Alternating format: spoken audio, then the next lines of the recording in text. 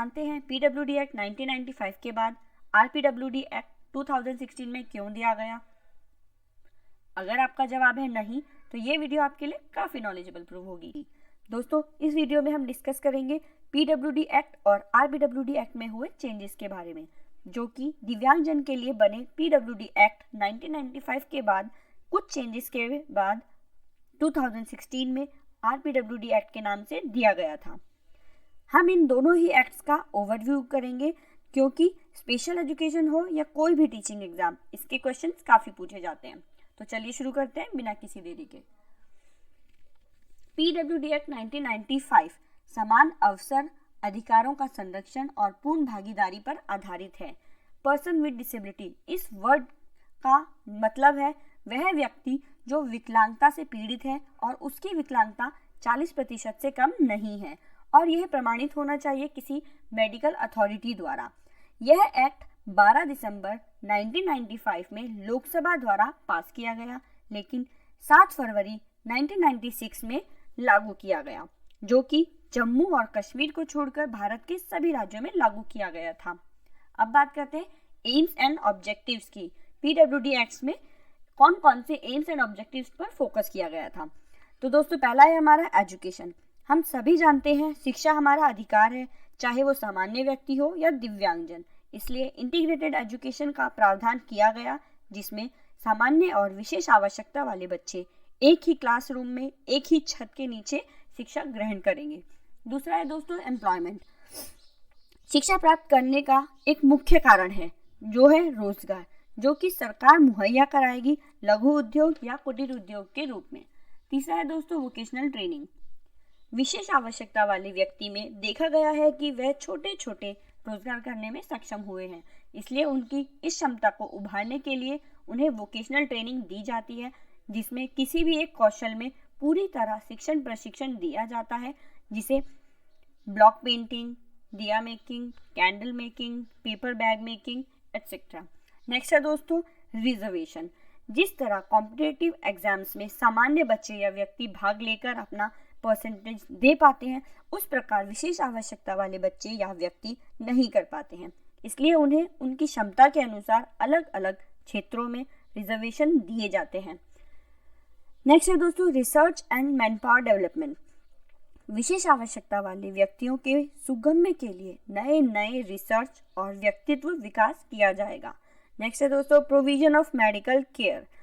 इसमें सभी प्रकार के मेडिकल टेस्ट, चाहे वो गवर्नमेंट हॉस्पिटल हो या सेमी गवर्नमेंट हॉस्पिटल, कुछ हॉस्पिटल्स में मुफ्त किए जाने का प्रावधान है। नेक्स्ट है दोस्तों to create barrier free environment. यह अब तक का सबसे बड़ा और सबसे इम्पॉर्टेंट पॉइंट है। इसका मतलब है बाधा मुक्त वातावरण उपलब्ध कराना, जिससे उनकी पोटेंशियल्स और स्किल्स को सामने लाना आसान हो जाता है। नेक्स्ट है दोस्तों to contract and situation of abuse and exploitation of person.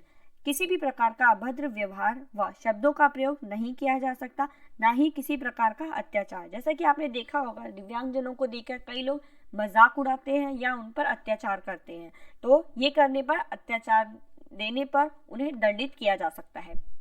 Next है दोस्तों to make special provisions of the integration. कुछ मुख्य प्रावधान किए जाने चाहिए जिससे उन्हें एकीकृत शिक्षा द्वारा सामाजिक मुख्य धारा से जोड़ा जा सके।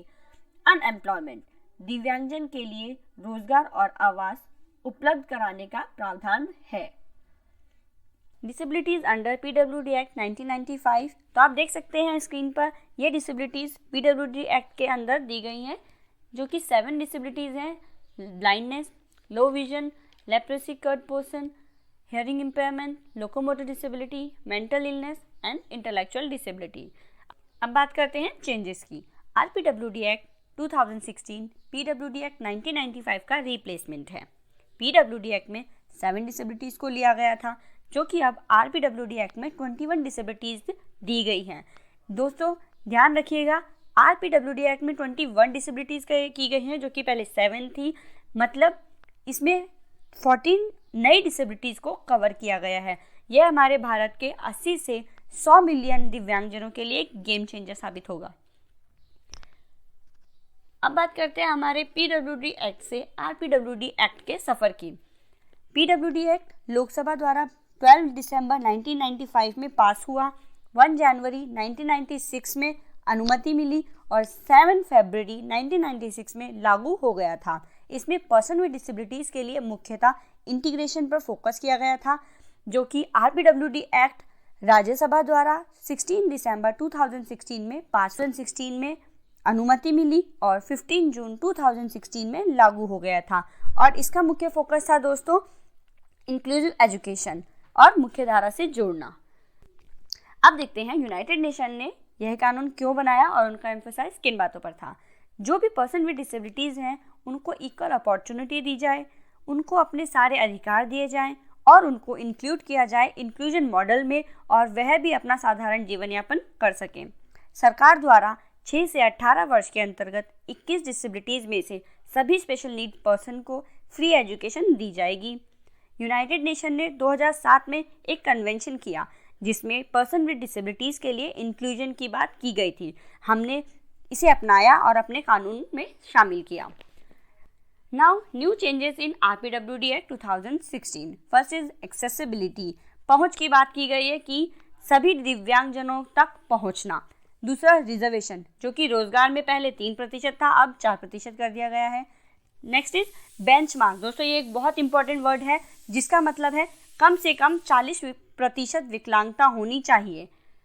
नेक्स्ट, केंद्र सरकार द्वारा हर 5 साल में सर्वे होगा जिसमें कोई भी नई विकलांगता सामने आती है तो उससे भी 21 डिसेबिलिटीज में ऐड किया जाएगा और नोटिफाई किया जाएगा।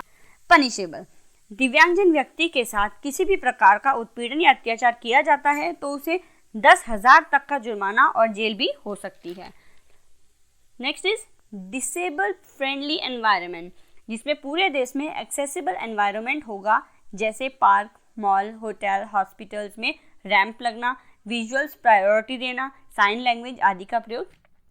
Disabilities under RPWD act 2016। Blindness, पूरी तरह से न दिखना या सही लेंस के उपयोग के बाद भी 6x60 या 20x200 से अधिक न देख पाना। लो विजन, इसमें व्यक्ति को ट्रीटमेंट के बाद उचित असिस्टिव डिवाइस के साथ देखने में सहायता मिलती है। लेप्रोसी कर्ड पर्सन, इसमें हाथ के साथ साथ पैरों की भी त्वचा गलने लगती है और अपनी सेंसेशंस खोने लगते हैं। नेक्स्ट इज हियरिंग इम्पेयरमेंट, आमतौर पर बहुत कम या ना के बराबर हियरिंग या बिल्कुल नहीं। इसमें ऑडिटरी डिवाइस जैसे हियरिंग एड की सहायता से सुना जा सकता है। नेक्स्ट इज लोकोमोटर डिसेबिलिटी, यह डिसेबिलिटी बोन्स, जॉइंट और मसल के रेस्ट्रिक्शन से होती है जिसमें लिम्स के मूवमेंट पर प्रभाव पड़ता है। मेंटल इलनेस, इसे मेंटल हेल्थ डिसऑर्डर भी कहते हैं, जिसमें दिमाग की विस्तृत श्रृंखला होती है, जैसे आपके स्वभाव पर प्रभाव पड़ना और सोचने और व्यवहारों पर, डिप्रेशन, एंजाइटी, ईटिंग डिसऑर्डर्स आदि। इंटेलेक्चुअल डिसेबिलिटी, पहले इसे मानसिक मंदता कहा जाता था। इसमें दिमागी क्षमता बिलो एवरेज या कौशलों की कमी देखी गई है और इंटेलेक्चुअल फंक्शनिंग और एडेप्टिव बिहेवियर्स की कमी भी देखी गई है। नेक्स्ट है दोस्तों मस्कुलर डिस्ट्रॉफी, इसमें प्रोग्रेसिव लॉस होता है मसल मास का और स्ट्रेंथ का कॉन्सिक्वेंट लॉस होता है, जिससे चलने और खड़े होने की क्षमता धीरे धीरे कम होने लगती है। Next is chronic neurological condition, ये एक तरह का ट्यूमर है जो ब्रेन, नर्व और स्पाइन को प्रभावित करता है।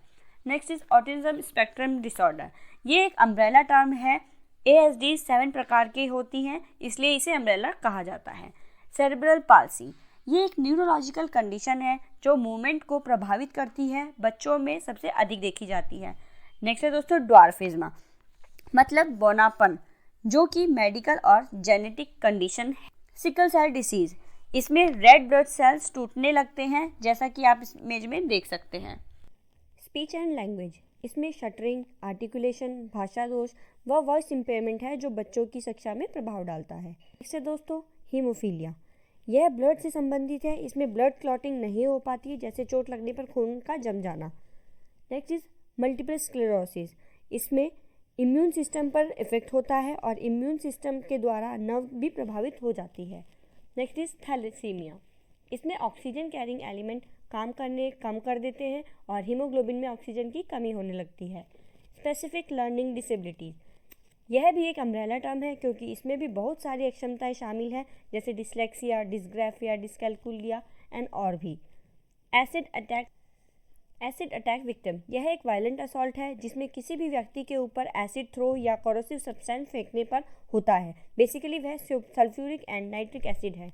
पार्किंसन डिसीज, इसमें मोटर कोऑर्डिनेशन वीक होता है, चलने फिरने में दिक्कत आती है। यह क्यूरेबल नहीं है और इसे दवाइयों से ठीक नहीं किया जा सकता। मल्टीपल डिसेबिलिटीज़ इंक्लूडिव डेफ ब्लाइंडनेस, इसमें कोई भी 2 या अधिक डिसेबिलिटीज़ एक साथ, जैसे इंटेलेक्चुअल डिसेबिलिटी और फिजिकल डिसेबिलिटी एक साथ। अब बात करते हैं बेनिफिट्स की। आपको हमारी वीडियो से किन चीज़ों का बेनिफिट्स हुआ है। फर्स्ट, 21 डिसेबिलिटीज़ की ब्रीफ जानकारी जो कि किसी भी कॉम्पिटिटिव एग्जाम्स में पूछी जा सकती है। बेहतर एनवायरनमेंट कैसे बना सकते हैं पर्सन विद डिसेबिलिटीज़ के लिए, हमने ये जाना। रोज़गार में better opportunities and reservation. Thank you guys for watching this video and हमारी और वीडियोज़ के लिए प्लीज़ सब्सक्राइब करें। Thank you.